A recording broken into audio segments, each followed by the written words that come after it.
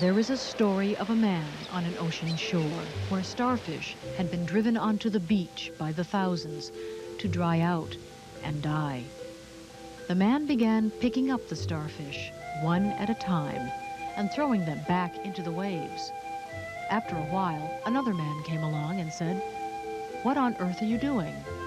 "I'm throwing the starfish back into the sea so they won't die," said the first man. The other man protested, "But can't you see? There are millions of starfish here. You can't possibly make a difference." Holding up another starfish, the first man said, "For this starfish, I can make all the difference." And he flung it into the sea. What are the best ways to meet the primary healthcare needs of children with disabilities and their families? In order to answer this question, the New Hampshire Infant and Toddler Project convened a unique gathering of pediatricians, families, early intervention professionals, and researchers. The pediatricians were invited through a process of nomination by families of children with disabilities in order to select physicians providing exemplary care. During a two-day meeting, stories from families and information from service providers and researchers led to discussions by all the participants. This film summarizes the meeting's conclusions about how the relationship between a physician and a family may lead to a valuable partnership in the pursuit of health. Overall, again and again, it is the little things that count. I've been in practice about 6.5 years and had come right out of residency, rather naive, and unfortunately made the comment to some people in the community that I was interested in behavioral pediatrics and soon became a recognized expert. When this letter arrived, it basically said that I had been recognized by some of my families was really almost an answer for me. I really needed a pat on the back, and I got it from that letter, and I'm very, very glad to be here. I was trying to think about how I ended up becoming more interested in children with disabilities, and I'm not real sure, in all honesty. I think that's really why I'm here, to help to learn more about what support systems are available, and also when I get asked by others in my community where they can send children. What I've learned most has come from stories that I've heard along the way, and most of those stories have come from families. And it's really nice that finally families are at the table and recognized in a very formal way of what it is that they've taught us all. If we're doing such a good job, number one, why is it so hard? And number two, how can we do a better job? And number three, how can we help our colleagues do a better job? You know, you have to say to them, well, your son did this. And they go, oh, yeah, he did. Well, that's great. You know, that's something they grasp onto, and they walk away saying, oh, I got something anyhow. You know, something, look, you know, a little ray of hope somewhere. When I asked, well, what would make a difference, the kinds of examples that kids and adults who were remembering gave were just examples of a physician making eye contact with the child, smiling, telling a little joke, asking the child, how's school? What's fun?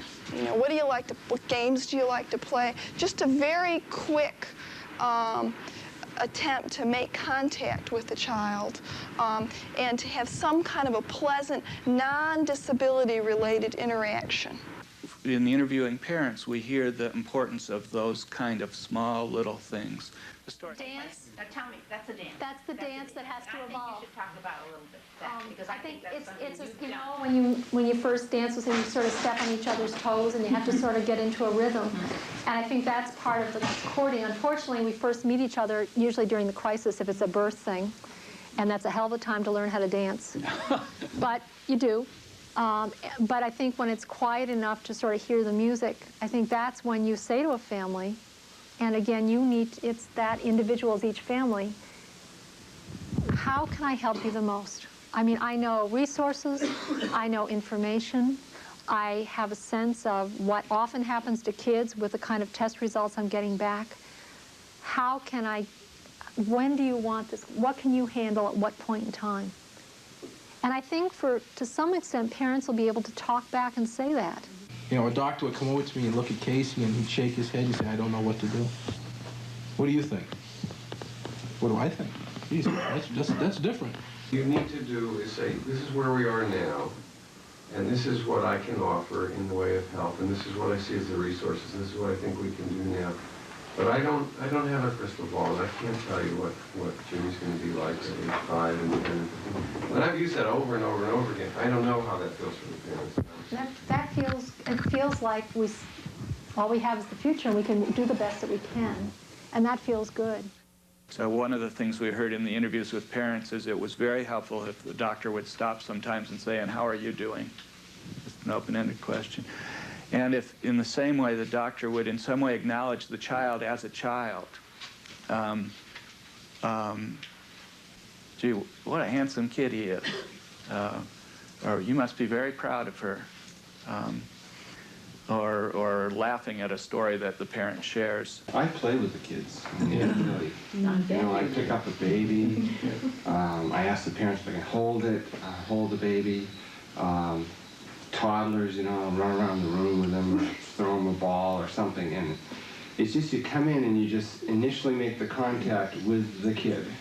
I mean, I say hello to the parents, but I immediately go to the child and stuff. And you just, you know, for like a minute. But you just get that relationship going with the child. Also with patients who get referred down to Boston or whatever, if it should happen that way, making a social visit while they're down there. And, you know, I'm there to deal with them as a person as opposed to the medical issue at that time. And then with some patients, we'll give presents for birthdays or just because they're going through a tough time. And we brought him in and sat down, and Dr. Soares came in and sat down and talked to me as an equal. He never did anything. He sat down and asked my total evaluation of Casey, where I thought he was. One of the funnest, nicest things that's happened for us. There are lots of neat, fun things. All the fun things that happen for us happen at the doctor's office, I think. But she has always had a real hard time having an x-ray taken. It's a real scary place to be. And it's cold, and mummies can't hold you, and it's a tough spot to be in. And the technician down the hall has spent a good 4 years getting used to Marika's crying and her dislike of that room and the technician. And so when Marika got down there, she tried to ask Marika how she was, and Marika just thrust Ken into her face like a voodoo doll. And the technician said, well, now who is it anyway that's getting an x-ray here today? And Marika played right into that and said, it's Ken needs his x-ray. And so the technician said, if you can get up there, Marika, and get this x-ray done and make it a good experience for all of us, I'll take a picture of Ken for you. And so she did, and it's the first time in, gosh, I don't know, she gets x-rayed maybe 5 or 6 times a year there, that she's ever had an x-ray there and not cried. And no matter how severe your child's disabilities are, you begin to have a grasp of them. That the most energy siphoning experience in the first 3 years is waiting for the shoe to drop all the time. And pediatric visits focus on that shoe. What shoe today? What else will they tell us that we weren't expecting? And it's just absolutely devastating. The way that you cope with it is that you control the stuff you have control over, and the rest you let go of. You control the nutrition and what you put in your mouth, and your behavior and your activities, and the rest is just what's going to happen in life. And once you come to that, you can get on with your life. Many of us as pediatricians who have established relationships with families over a period of time have brief insights into those same feelings and see children who we had hopes and dreams for not be able to achieve them. And families very dissimilar from you all who have been torn asunder by this. And I think that pediatricians and family practitioners and people who care or work with families and children like this carry their own emotional baggage that we don't work through with most of our, at least I don't work through with most of my colleagues. We don't very often talk about it. We did anything that we had to do to make this child normal, because we've seen too many times where they put them off, like it was told before, put them off into a corner and don't bother with them until they're better. Well, we don't do things that way. We want this child is part of our family, and that's what he's going to be, as part of our family. We'd have a carriage for him and a carriage for the equipment. We didn't care. People would sit there and look at us, but we didn't care. This is our child. Yeah. We fought hard to keep him. He's going to stay as a part of the unit. Believe it or not, there's a significant positive correlation between self-esteem and chores, doing chores at home. And that might mean everything from a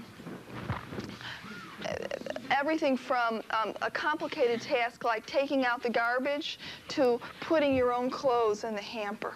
Gone through the agony of taking your toddler to friendlies and sitting through with the whole community watching what the hell I'm going to do with my 2-year-old in church as he's going wild. And you just got to keep doing it over and over again. And it's not fun to walk out of friendlies 5 times trying to discipline your toddler and stuff.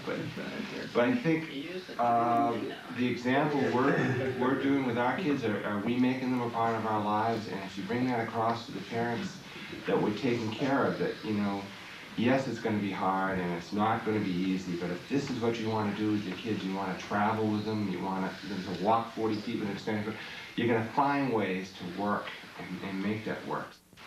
When you're told by a pediatrician that you should think about respite, it must mean I'm not doing a good enough job, or you've got problems, you better let somebody else in there, or you're so burned out, you're going to fall apart unless you get it. And I think respite is something that during discussion for the next day that, you know, if you're not familiar with it, is important, but the way you communicate it is essential. Because what it means is adding a new person to the constellation whom you trust, who can walk in and out of it with enough familiarity so that you can re-nourish. A mother needs to be nourished so she can nourish. And respite is a way that enables that to happen. I see the medical community being able to help families, and that is that the medical community was much more to us during that time than a place that we went to for our illnesses. And it was a place that we turned to for emotional support, and it was somebody to listen. And it wasn't just for advice, and it wasn't to be sent someplace else. It was just an emotional support. Hanover was so good, you know, they'd call us up periodically, and the support was there. That's what you need. You need support. You know, a parent, you know, when you have to leave your child someplace, nobody understands that feeling. When you have to leave on a Sunday night and your child's up there and he's not doing well, and to go home because you have to keep going with your life.